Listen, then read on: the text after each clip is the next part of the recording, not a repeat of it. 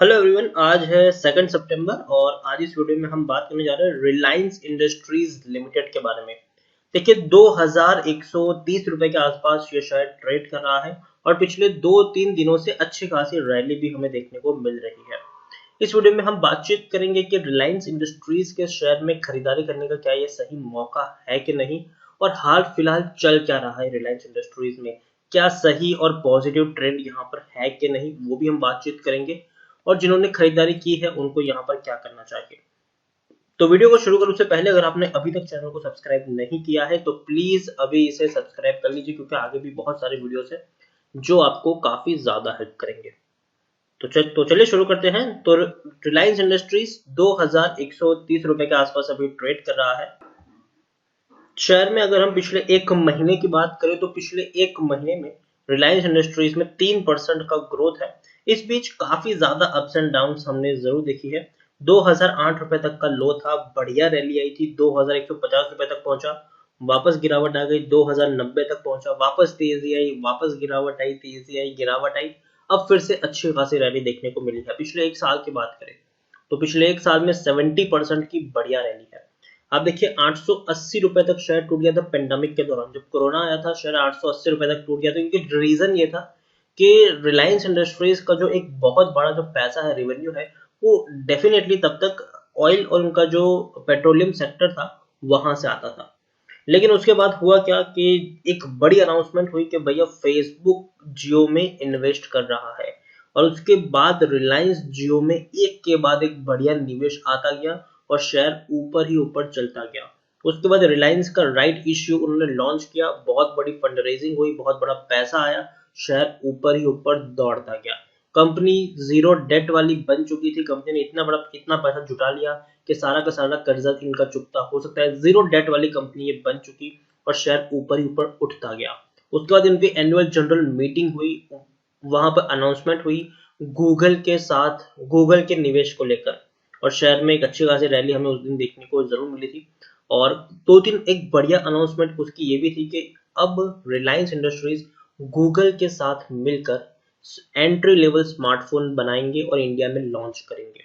उसके अलावा 5G technology build कर ली थी इस कंपनी ने, और इंडिया में जैसे उनको स्पेक्ट्रम मिल जाएगा ये टेस्टिंग भी शुरू कर देंगे और दूसरी कंपनियों को वो 5G टेक्नोलॉजी बेचना भी शुरू करेंगे। तो डेफिनेटली बढ़िया चीज है ये। और हमें यहाँ पर एक और चीज समझनी होगी कि रिलायंस इंडस्ट्रीज अब सिर्फ पेट्रोलियम तक सीमित नहीं है और रिटेल तक सीमित नहीं है। कंपनी अब धीरे धीरे टेक्नोलॉजी सेक्टर में बहुत ही आगे निकल रही है, बहुत ही आगे बढ़ रही है, और ये बहुत बढ़िया चीज है। और कंपनी के पास उतना अच्छा पैसा भी है कि आने वाले दिनों में वो डेफिनेटली एक बड़े टेक जायंट बनने का दमखम भी रखते हैं। यहाँ पर हम बात करें तो लार्ज कैप शेयर है ये, 13,31,000 करोड़ से भी ज्यादा का मार्केट कैप है। एनएसए में देखेंगे तो 1,24,00,000 से भी ज्यादा का इसका वॉल्यूम ट्रेड है। शेयर होल्डिंग की बात करें तो प्रमोटर के पास 50.37% की होल्डिंग है, और हर क्वार्टर में प्रमोटर अपनी इस होल्डिंग को बढ़ा रहे हैं, तो ये बहुत अच्छी बात है। 24.72% की होल्डिंग एफआईएल्स के पास है, 5.44% की होल्डिंग म्यूचुअल फंड के पास है, 6.13% की होल्डिंग इंश्योरेंस कंपनी के पास देखने को मिली है। और यहाँ पर हम देखें तो 85 म्यूचुअल फंड स्कीम का पैसा लगा है, 1463 जितने एफआईएल्स भी यहाँ पर इन्वेस्टेड है। हाईएस्ट पब्लिक शेयर होल्डर की बात करें तो एलआईसी है, जिनके पास 5.80% की होल्डिंग है। इंडिविजुअल इन्वेस्टर होल्डिंग 8.54% के आसपास है, और देखिए 65% का एक अच्छा खासा डिविडेंड भी ये पे कर रहा है। इसी साल जुलाई महीने में 6.5 रुपए पर शेयर का डिविडेंड इस कंपनी ने पे किया है। रिलायंस इंडस्ट्रीज के लिए कुछ बहुत ही बढ़िया चीज है जो इम्प्लीमेंट हो रही है। कल टेलीकॉम कंपनीज को लेकर सुप्रीम कोर्ट में हियरिंग थी। सुप्रीम कोर्ट ने अपना चुकादा सुनाया कि कहा कि भैया टेलीकॉम कंपनियों को पैसा चुकाना है 10 साल में। उससे क्या होगा कि वोडाफोन आइडिया और भारतीय एयरटेल पर एक बहुत बड़ा कर्जा है, और वोडाफोन आइडिया और भारतीय एयरटेल को 10 साल का वक्त दिया गया है, हर साल 10-10% का कर्जा इनको चुकाना है। और इससे होगा क्या कि आने वाले दिनों में दोनों ही कंपनियां टैरिफ बढ़ा सकती है, और टैरिफ बढ़ेगा तो भैया रिलायंस भी अपना टैरिफ बढ़ाएगी, और धीरे धीरे जो इंटरनेट हमको सस्ते में मिल रहा है वो हो सकता है कि थोड़ा सा महंगा हो सकता है, और उस थोड़े से महंगे इंटरनेट में, थोड़े से महंगे कॉलिंग में एक बहुत बड़ा मुनाफा टेलीकॉम कंपनियों को होता हुआ देखने को मिलेगा। और रिलायंस इंडस्ट्रीज को काफी बड़ा फायदा उससे भी होगा। दूसरी बात जो उनकी हुई है, फ्यूचर ग्रुप को जो अक्वायर किया है उससे एक पॉजिटिव ट्रेंड आने वाले दिनों में सेट होगा। देखिए शॉर्ट टर्म के लिए फ्यूचर ग्रुप को फायदा है, जिन बैंकों का पैसा फ्यूचर ग्रुप में लगा है उनको फायदा है, लेकिन रिलायंस इंडस्ट्रीज को, रिलायंस रिटेल को लॉन्ग टर्म के लिए एक बहुत बड़ा फायदा छुपा हुआ है। और रिलायंस एक के बाद एक डील साइन कर रहा है, ये बहुत ही बड़ी चीज है। आप खुद देखिए रिलायंस रिटेल अब सबसे बड़ी रिटेल कंपनी बन चुकी है इंडिया की अगर हम बात करें तो। और आने वाले दिनों में रिलायंस रिटेल क्या करेगा कि उससे डीमार्ट, तो डीमार्ट, अमेजोन, सबका एक बहुत ही बड़ी टक्कर मिलने वाली है रिलायंस रिटेल के द्वारा। तो डेफिनेटली बहुत बड़ी डील हुई है और रिलायंस को लॉन्ग टर्म के लिए बहुत बड़ा फायदा इनको मिलेगा फ्यूचर ग्रुप की जिन जिन कंपनियां हैं उसकी वजह से, और ये बहुत ही बढ़िया और अच्छी चीज है। दूसरी टेलीकॉम की अगर हम बात करें जाए तो टेलीकॉम में जियो ने ऑलरेडी झंडे गाड़ के रखे हुए हैं। और एक और चीज अगर मैं आपको यहाँ पर समझाने की कोशिश करूँ तो 5G टेक्नोलॉजी भी इन्होंने बिल्ड की है, वहां से भी एक बड़ा रेवेन्यू जनरेट होगा। टेलीकॉम की बात करें तो धीरे धीरे इनका जो आरपूस है वो भी बढ़ेगा, क्योंकि आने वाले दिनों में अगर हम बात करें तो चार्जेस बढ़ने वाले हैं, तो डेफिनेटली इनके आरपूस बढ़ते हुए देखने को मिल सकते हैं।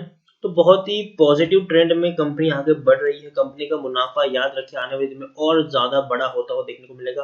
टेक्निकल रेटिंग अभी भी काफी शानदार है, 43 के आसपास का पी है, इंडस्ट्री पी 39 के आसपास है, बुक वैल्यू 679 है, प्राइस टू बुक वैल्यू 3.13 है, ईपीएस 49 है और डिलीवरीज 27-28 के आसपास देखने को मिल रहा है। According to Moneycontrol user 74% लोग खरीदने की सलाह दे रहे हैं और 8% लोग होल्ड करने की बात करें, मतलब 82%। According to Moneycontrol user 82% लोगों का यहाँ पर पॉजिटिव व्यू है, जबकि 18% लोगों का नेगेटिव व्यू है, उनकी सलाह है बेचने को लेकर।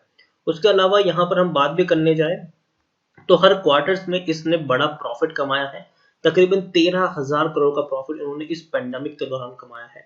जून क्वार्टर में जहां पे पेंडेमिक का दौर था, ऐसे दौर में भी इसने 13,000 करोड़ का मुनाफा कमाया हुआ है।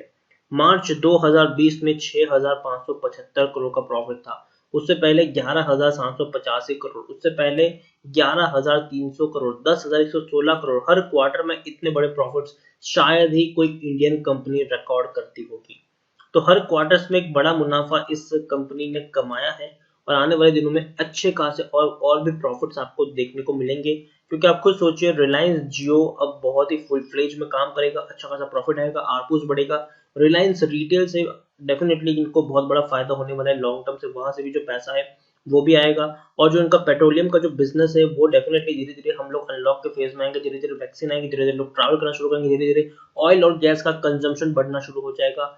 इसका जो ऑयल और पेट्रोलियम का जो बिजनेस है उसमें भी आपको तेजी देखने को मिल जाएंगी। तो सारे बेहतर सेक्टर में कंपनी काम कर रही है और हो सकता है कि आने वाले दिनों में कंपनी और नए सेक्टर में भी एंट्री ले ले। जैसे कि हम बात करें स्मार्टफोन की, अगर मैं बात करूं तो स्मार्टफोन में डेफिनेटली वो गूगल के साथ मिलकर आने वाले दिनों में आपको रिलायंस के स्मार्टफोन मिलते हुए देखने को मिल जाएंगे। और तो और हो सकता है कि 1-2 साल में कोई नई फील्ड में भी कंपनी आपको काम करती हुई देखने को मिले। और पैसा तो भैया बहुत ज्यादा है, तो डेफिनेटली कंपनी वहां पे भी मार्केट लीडिंग बनने का दमखम रखती है। यहाँ पर हम देखिए शेयर होल्डिंग में तो प्रमोटर हर क्वार्टर में खरीदारी कर रहे हैं और प्रमोटर की होल्डिंग डेफिनेटली पिछले कुछ वक्त में काफी ज्यादा बढ़ी हुई है। प्रमोटर का खुद का कॉन्फिडेंस यहाँ पर काफी ज्यादा हाई है। आप देखिए 50% से भी ज्यादा की होल्डिंग प्रमोटर के पास है। एफआईएस भी हर क्वार्टर में खरीदारी कर रहे हैं, 25% से भी ज्यादा की होल्डिंग एफआईएस के पास देखने को मिली है। 5.21% की होल्डिंग म्यूचुअल फंड के पास है, 6.14% की होल्डिंग इंश्योरेंस कंपनी के पास देखने को मिल रही है।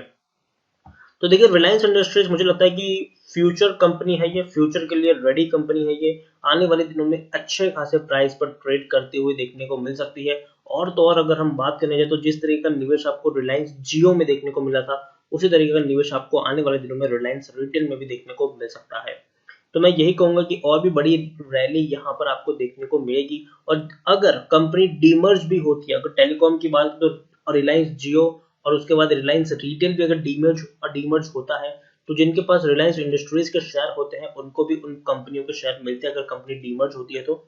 तो डेफिनेटली यहाँ पर डरने की जरूरत नहीं है, काफी बढ़िया कंपनी है और आने वाले दिनों में अच्छा खासा रिटर्न देने का दमखम रखती है। खरीदारी की है, बने रहो, फ्रेश बाइंग करना तो कर सकते, डरने की जरूरत नहीं है।